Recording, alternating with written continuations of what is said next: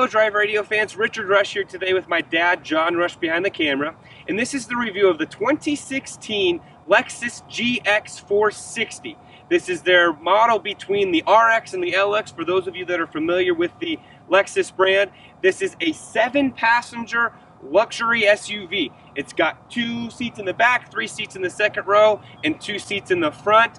Really, honestly, very nice, luxurious vehicle. We're going to kind of walk you through some of these features of the car, take you on a quick drive, we'll come back, and then we're going to give you our opinion of what we think of this car. So a few features. 4.6 liter, 301 horsepower, V8 that's in here, 6,500 trailer towing capacity, does have trailer sway control on it, has some other features: downhill assist control, hill start assist, active traction control, vehicle stability, and crawl control. So with that being said, let's kind of take a closer look at the body, give you an up close and personal look. For those of you that are familiar, this really has not changed for the 2016 model year. It's really very familiar model, the 2015. In fact, my mother-in-law actually has a 2005, 2006 model of this Lexus. She absolutely loves it. One thing we will say, and you're going to have to be a judge if this is a pro or a con, there's not a whole lot of change actually. Some of you are going to say, well, yes, they have. They've completely changed the body style. They've completely changed the interior. Yes, they freshened it up a lot, but I'll tell you this, if you get in that car versus if you get in this car and you sit in them for a little bit, yes, you'll know some of the nicer, or newer, I should say, looking features on it, the LED lights, some of those things, but there's not a whole lot of other differences, which that's not a bad thing. Lexus has stuck with their staple, which is that it's a very successful car for them. As we kind of get to the back here, one thing we really do like, these nice taillights, these nice LED looking taillights, they are absolutely fantastic. We'll show you the back hatch and how it opens here in just a second. You do have the button for this, for the glass right here. I will say this, Lexus has done a great job at hiding the windshield wiper right here, which is, again, right underneath that. A few other features. This has a body, it's body on frame. You get a 72-month, 70,000-mile powertrain warranty, which is absolutely fantastic. For those of you that are familiar with Lexus, you may not end up needing that. Again, based on the Toyota platform. One other thing I'm going to mention, this car is the luxury version. It comes in 2 trim packages, base and luxury. This is the luxury. The options available on this car are the rear screen entertainment system, which we'll show you in just a second. That's about a $2,000 option. And the other package, I'm going to make sure I get this right here really quick. It's the driver support package with Mark Levinson audio, which is about a $4,300 lane package. It gives you some features such as the dynamic cruise control, lane departure alert, some things like that. So with that being said, let's take a quick drive. We'll come back. We'll show you the cargo door here in the back, show you the second seat and a little bit of the interior, and then we'll give you our opinion of the 2016 Lexus GX460. All right, fans, we're here for the driving portion. Before we get into that, I want to show you the infotainment system, you could say. So really nice, handy features, very similar to what we're used to in regards to Lexus Toyota, this in-tune sort of a system. This is the home screen. You can control how this is laid out. We've got the audio up here. We've got our weather down here, which again shows you the city as well as the temperature that you're in. And this, again, this is your map, which you have full control over right there. Dual climate controls, of course. You do have a physical volume knob as well as a physical tune knob right here. Really nice, handy features. Here on the steering wheel, Dad, I'm not sure if you can get this, but you have the ability to have, again, your lane departure, dynamic cruise control, answer your phones, the eyes free mode right there. There also is a button right here, which actually is for the camera, and I'm going to hit it real quick, and you'll see the screen right here. This is actually showing you the front camera that's on the front of the car, as well as the passenger, to see how close you are to the curb. So with that, I'll actually show you how it works. So we've got the rear view camera, so we're going to go back here. Notice it does have the dynamic grid lines. You can change how they look. So if you want to see, where you would actually turn, what your angles are, if you're backing up to a trailer potentially. But something else here that I want to put, so we're to the curb. Maybe now you want to straighten out, you've just parallel parked. When you put it in there, you have the ability of hitting that camera button. Actually, you can turn it on auto, and you can see the curb over here, and I apologize for the sunlight, but you can actually see how close you are to the curb, and when you turn the steering wheel, where you're going to go from here. So I will say that Lexus, very nice, handy features right there, a definite 2 thumbs up in our opinion. So with that, actually, let's kind of take a quick drive. And one thing that you'll notice, this car, and this SUV, in some people's minds, it's actually not meant for the pavement. In fact, it's actually meant for the off-road, especially with all the capability that these toggles and switches give you right here in the front kind of compartment. This is not necessarily meant for just being on pavement. However, if you are in the comfort mode, this gives you an extremely comfortable ride, an extremely soft ride, and quiet. I will say this though, when you're in the comfort mode, you lose on performance and you lose on handling capability. It's not quite up to par as when you actually do put it in the sport mode. Some of you are going to say, well, wow, that's nice to know that I have the ability to change the mode depending on how I'm feeling that day. And that is nice. I would just like to see a little bit more of a well-rounded sort of a modes that gives you gives you the ability to have the comfort mode all while giving that sport and handling that Lexus is known for. We've been able to average about 15 miles per gallon, highway and city combined. So that's on the lower end of this segment. But again, some of you, you're not going to care. We were able to go about 400 or so, actually more than that, about 450 miles on a tank of gas in this thing. You're going to have to be the judge if that works for you or not. Some great safety features, the dynamic cruise control, blind spot monitoring, lane departure alert. Those are some fantastic things. One thing I will say, Lexus, I like the lane departure alert, but let's step up and go into the lane departure assist and not having you to where it actually will steer me back into the lane. Would really like that feature there. So with that, actually, why don't you let's head back real quick and we'll go through the cargo portion, and we'll give you our opinion of the 2016 Lexus GX460. All right, fans, we're back from the driving portion. Hopefully you enjoyed that. We can only do so much, so we encourage you to get out, drive these cars yourself. But we're here for the cargo portion. Is what we're going to start to call it now. There's two different parts to this. There's the window side and actually the cargo door side. So real quick, to open the window, there's a little button right here on the side, in the lower left hand corner of it. Just push that. If you heard it, it opens it a little bit. Lift that up. Opens it wide open, so you can keep this open if you have an extra long piece of cargo in here. Maybe you just want to grab something real quick out of the back seat. You have the ability of doing that without having to move down the entire or open up the entire hatch. Really a nice little feature to it. There's right here on the side, there's the ability to lock and unlock the entire car just from back here, again with the key fob in your pocket. Here's the door for the cargo.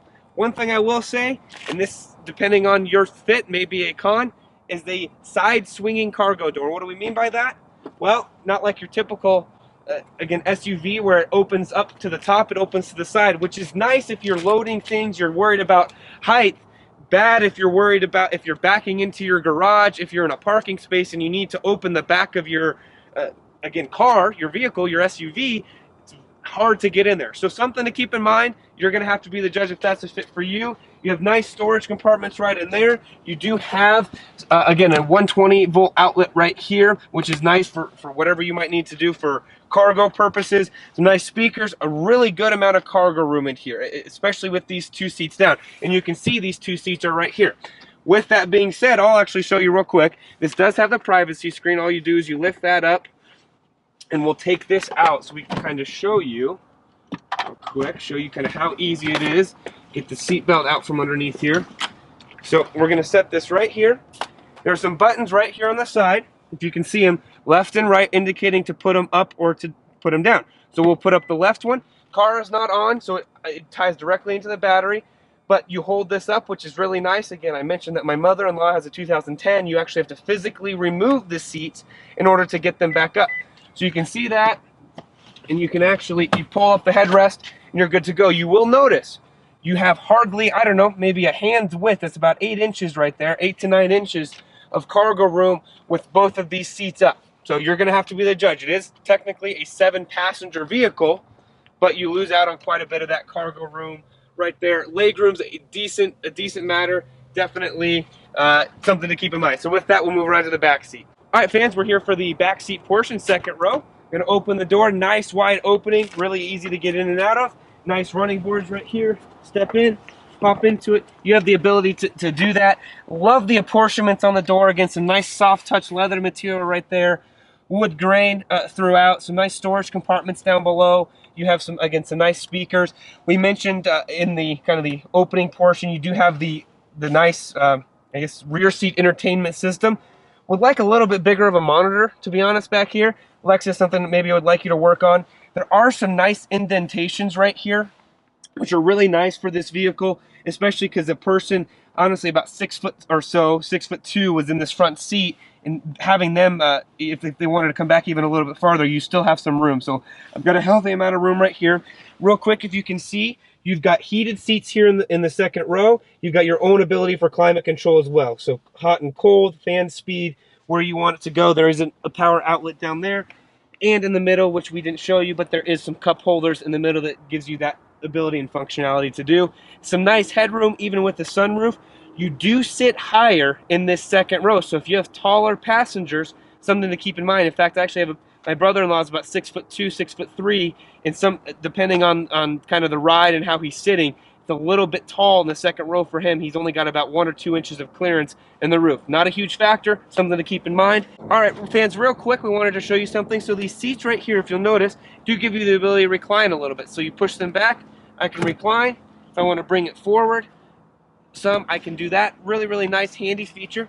Can go from here, and I'm not sure if the seat's too far back. There's a handle up top here that you can actually lift forward, put down, and lay this flat. So if you need it, and to get into the back seat, there's a lever up here to put it down for flat cargo. But to actually make it accessible for the back seat, you just lift up right here on this lever, and it slides forward. There's a nice step. I'll actually get it out of the way, Dad, you can show it. There's a nice step right there so people can step to get into the back seat. This is not a major opening by any stretch of the imagination. So again, if you have larger people, they might not be able to get into the third row. But for kids, very easily accessible. Actually like how they did that there as compared to maybe a captain's chairs in a row in the, I guess, in the middle of the 2 seats. So with that, move on to the front seat. All right, fans, we're here for the front seat portion. I'm going to show you again some of the apportionments real quick. As you can kind of see along the door, the sunlight's a little bit better. Again, same apportionments that are in the rear seat or the second row seats. Some nice wood grain, nice soft touch, great cargo storage right there. Just, I don't know, really well put together.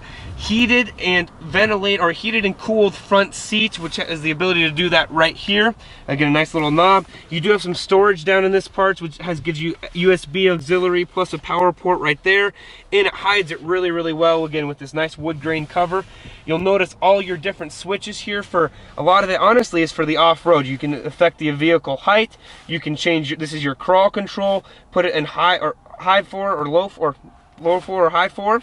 And then again, here's the different modes that we mentioned: sport, kind of neutral, and comfort. This really does change how the car handles, sometimes for the better, sometimes for the worst. Through the rest of the car, nice infotainment system, all within reach. This is a touch screen. They don't go off of the RX model of having the monitor here with kind of the mouse pad here in the center. You do have a nice center console, the ability to maneuver these, I don't know what you would call them, I guess the armrest forward or back depending on your size and your stature. Nice center console. In here right now is actually the headphones for the back seat, which you can control and add.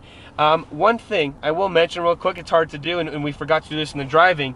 This is actually a nice little rear view mirror for those of you, again, for if you're having kids in the back, pets, whatever it might be. This is built in, which is honestly a nice little handy feature that Lexus has done. So with that, we went over a lot more during the driving portion. Let's hop out and we'll give you our opinion of the 2016 Lexus GX460. All right, fans, we're here for the opinion portion of the 2016 Lexus GX460. We're actually going to do it a little bit different today. We're going to do 2 opinions. We're going to do my opinion and my dad's opinion, John Rush, so he's going to come second.